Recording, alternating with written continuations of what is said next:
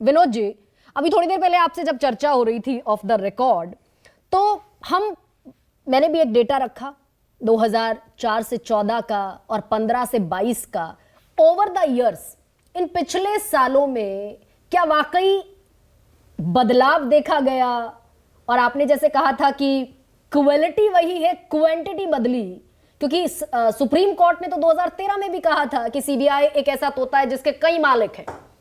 इतना इंटरवीन किया सरकार ने कि सुप्रीम कोर्ट ने इतनी तल्ख टिप्पणी कर दी, तो बदला क्या और कैसे बदला? देखिए, सुप्रीम कोर्ट ने जब 2013 में टिप्पणी की थी तो वो इस तरह की जो पॉलिटिकल वेंडेटा वाला मामला नहीं था। उसमें सरकार, तत्कालीन यूपीए सरकार, अपने को बचाने के लिए सीबीआई पर प्रभाव डाल रही थी। वो किसी विपक्ष के किसी नेता को पकड़ने के लिए उसका इस्तेमाल कर रही हो, उस संदर्भ में टिप्पणी नहीं थी। वो टिप्पणी थी कि 2G मामले में और कोल घोटाले मामले में जो सारे मामले कोर्ट की मॉनिटरिंग में जांच हो रही थी और सीबीआई जांच कर रही थी, उसमें अश्विनी कुमार जी ने, जो लॉ मिनिस्टर थे, जो उनका एक कानूनी अधिकार था कि सीबीआई के डायरेक्टर को बुला के उससे बातचीत कर सकते थे, देख सकते थे कि एफिडेविट क्या हो रहा है, फाइल हो रहा है, क्योंकि सरकार की तरफ से उसके बावजूद उस पर तीखी टिप्पणी हुई और उस टिप्पणी के बावजूद बाद अश्विनी कुमार का इस्तीफा हुआ। ये भी सब उसमें है हम लोगों के पब्लिक डोमेन में। तो वो टिप्पणी उस संदर्भ में थी जब उन्होंने कहा था कि केज्ड पैरेट है, तोता, पिंजरे में बंद तोता, जिसको बड़ा अक्सर कोट किया जाता है। तो सरकार अपने को बचाने के लिए उसका सीबीआई पर दबाव डाल रही थी, इसलिए वो अब यानी कि दबाव था, वो भले किसी भी तरीके का है, नियंत्रण था। गरिमा जी, देखिए, सीबीआई, ईडी, डीआरआई, जितनी ये एजेंसियां हैं, इनके अधिकारियों की, इनके प्रमुखों की नियुक्ति कौन करता है? सरकार करती है। जैसे राज्य में पुलिस और वहां के विजिलेंस डिपार्टमेंट राज्य सरकार के अधीन होता है, ऐसे ही केंद्रीय एजेंसियां केंद्र सरकार के अधीन होती हैं। तो चाहे कोई सरकार हो, दबाव तो सरकार का रहता ही है। अब ये निर्भर करता है एजेंसी के अधिकारियों की अपने ताकत पर या अपने उस पर कि वो किस हद तक उस दबाव को झेलते हैं, और निर्भर ये भी करता है कि सरकार का दबाव कितना होता है। तो अभी क्या ये ओवर द इयर्स, इन सालों में, हाल फिलहाल के सालों में बदला? और बदला तो कैसे बदला? नहीं बदला, देखिए, दबाव नंबर आप केसेस जो आपने गिनाए, अभी खुद ही आपने गिनाया कि तब 12-14 थे और उनके 12 थे और ये नंबर बढ़ रहा है। तो जिस तरह से राजनीतिक मामले बढ़ रहे हैं और राजनीतिक मामलों में जितने लोगों पर छापे या कार्रवाई हो रही है, वो अधिकतम क्या लगभग सारे ही विपक्ष के नेता हैं। और जो बिल्कुल पब्लिक डोमेन में है कि जो नेता पाला बदल देता है उसके खिलाफ जांच नरम हो जाती है, शांत हो जाती है, और लोग भूल जाते हैं कि उसके खिलाफ कोई आरोप भी है। जिन नेताओं के खिलाफ खुद बीजेपी के तमाम बड़े बड़े नेताओं ने प्रेस कॉन्फ्रेंसेस करके बाकायदा उनके खिलाफ जांच की मांग की, गिरफ्तारी की मांग की, मुकदमा चलाने की मांग की, आज वही सुशोभित है विभिन्न पदों पर। अब उनके नाम कई बार लिए जा चुके हैं, बार बार नाम लेना, क्या नाम लिए जाए, सबको मालूम है।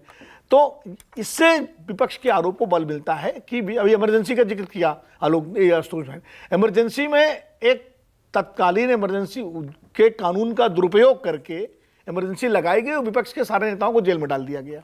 उन पर भ्रष्टाचार के आरोप नहीं लगाए गए, उनका कोई चरित्र हनन नहीं किया गया किसी भी, चाहे वो अटल बिहारी वाजपेयी और चौधरी चरण सिंह, जितने बड़े बड़े नेता थे, मोरारजी देसाई, जो जेल भेजे गए, वो राजनीतिक कारणों से जेल भेजे गए कि ये राजनीतिक, ये इस समय देश की शांति, जो उस समय की सरकार का अपना एक वर्जन था, गलत था। बाद में जनता ने उसका जवाब भी दिया और इंदिरा गांधी को सरकार से जाना भी पड़ा। तो उसमें इसमें फर्क है, इसमें तो पिक एंड चूज हो रहा है ना।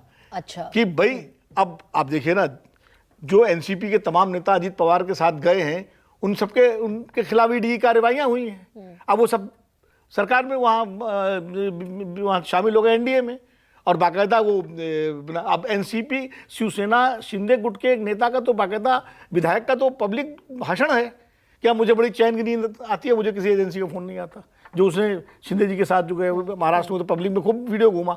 तो इससे जो है विपक्ष के आरोप को बल मिलता है कि ये चीज़ें। अब मैं एक और बात करूं भाई, विजय माल्या, ललित मोदी, नीरव मोदी और मेहुल चौकसी, ये 4 बड़े इकोनॉमिक ऑफेंडर हमारे देश में हैं और हजारों करोड़ रुपया बैंक फ्रॉड के एक्यूज्ड हैं।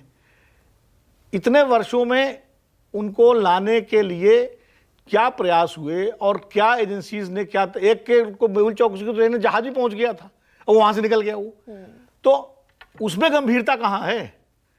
ये भी तो यानी कि आर्थिक बड़ा अपराधी visible, है। ये जो आप बताइए, vertical उसमें से- division है, ये बड़ा जब visible चुनाव नजर आ रहा अभी देखिए, जब चुनाव आता है तो अचानक खबरें आने लगती है कि बस अब आने वाले हैं, अब आने वाले, अब आने वाले, और वैसे उसके बाद फिर 9 साल किसी को हो गए, किसी को 8 साल हो गए, किसी को 6 साल हो गए, और एक भी अभी तक भारत नहीं लाया जा सका है। जी। तो ये एजेंसियों की कार्य क्षमता पर भी फिर प्रश्न उठेगा कि भाई आप क्या कर रहे हैं, या सरकार कितनी गंभीर है उनको लाने के लिए। निश्चित तो तौर ये पर प्रश्न सवाल जब तो विपक्ष उठ ही रहा उठाता है, है सवाल तो तो उसको उठ ही बल रहा मिलता है इन सब चीजों से, इन सारे आंकड़ों और से, इन इसलिए सारी घटनाओं इसलिए से। ये सरकार की साख का भी सवाल है, ये भ्रष्टाचार की विरोधी मुहिम की साख का भी सवाल है, और एजेंसियों के कामकाज की साख का भी सवाल है कि जब वो किसी को पकड़े, जैसा कि मनीष सिसोदिया के मामले में, और सुप्रीम कोर्ट ये पूछ रहा है कि भाई सबूत तो रखें, ये सबूत है। और भारत में समस्या ये है कि किसी को उठा के आप जेल में बंद कर दीजिए, पुलिस उठा के बंद कर दे, वो 10 साल 15 साल बाद जब कोर्ट ऑफ लॉ से छूटता है तो तब तक उसकी लाइफ का, जीवन का क्या, कितने अंडर ट्रायल्स 20-20 साल जेलों में रहने के बाद छूटे,